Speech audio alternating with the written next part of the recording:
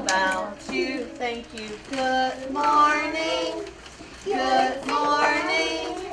How are you? How are you? Very well, I thank you. Even her 2016 crippling car crash couldn't stop this young teacher. Although she walks with a limp now, she's back and excited to teach her kindergarten class. Watch this episode of The Front Page to find out how she is reaching beyond the classroom by using Facebook Live. I love being a teacher. There is nothing else in this world.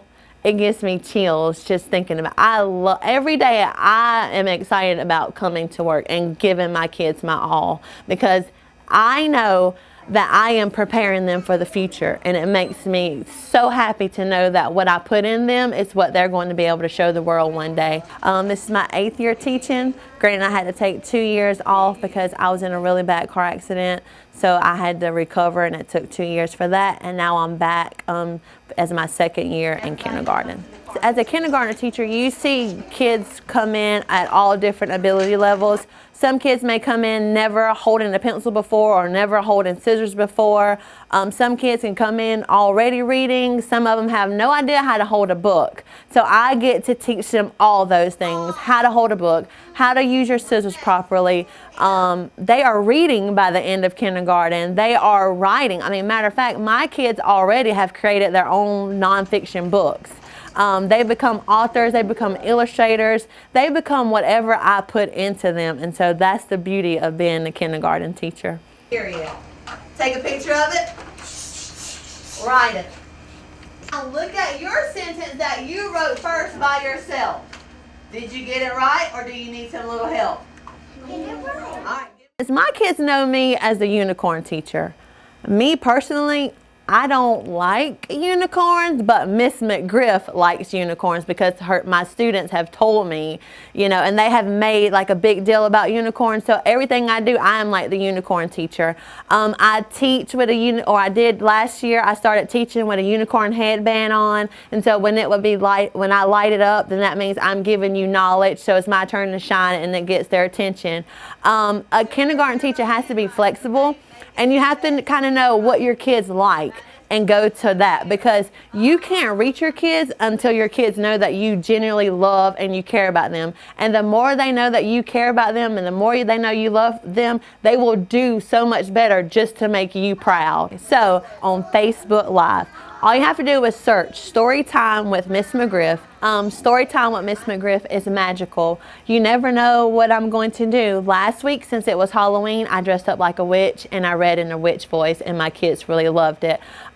When the holidays come around, I'll try to incorporate some of those things. So I might dress up like a storybook character or something like that. So it's magical, and your kids will love it, and so will the parents. I think parents look forward to it just as much as the kids do now.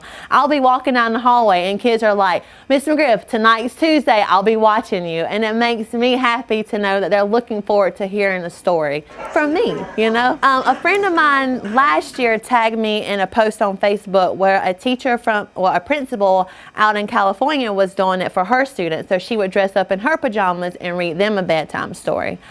Fast forward this year, I just kind of asked my students if they would like to see me read a story, and they got really excited.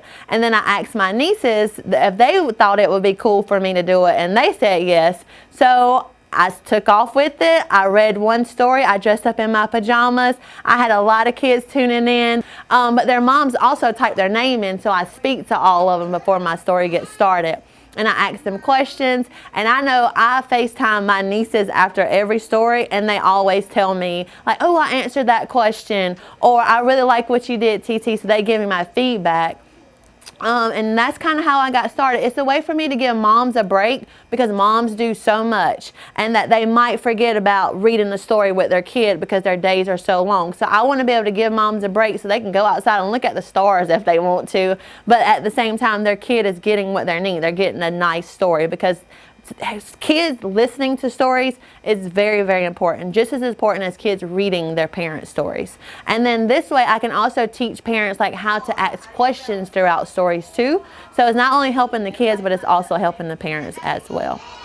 So if parents can look at me and kind of mimic what I'm doing while I'm reading, like asking questions, talking about the title page, talking about the cover page, talking about making predictions before we open the book, listening for rhyming words and things like that, then they can help their child too, because the parents, they are their child's first teacher.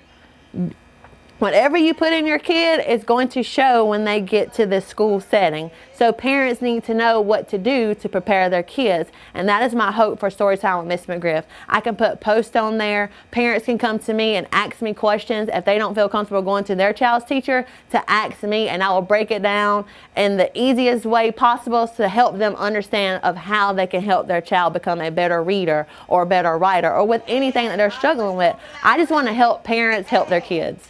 Because like me, if I'm teaching my kids about CVC words, parents might not know that what a CVC word is, but if they know what it is, they can help their child better because they have a better understanding of what they're trying to get their child to do. So every Tuesday at 7:45 on Facebook Live, all you have to do is search Storytime with Miss McGriff, and it will be magical, I promise you.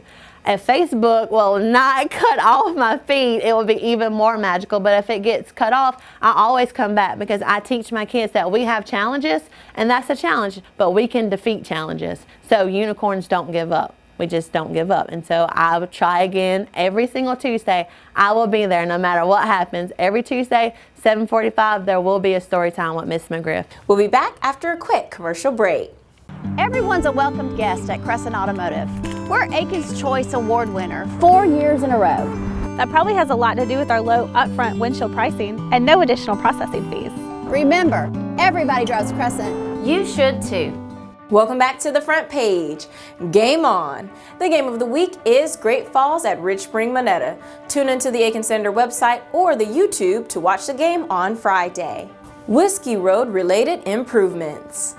City of Aiken requests $30 million from Infrastructure Bank for Whiskey Road related improvements. Read reporter Dee Biles' story for the details. 2 new school programs starting in January.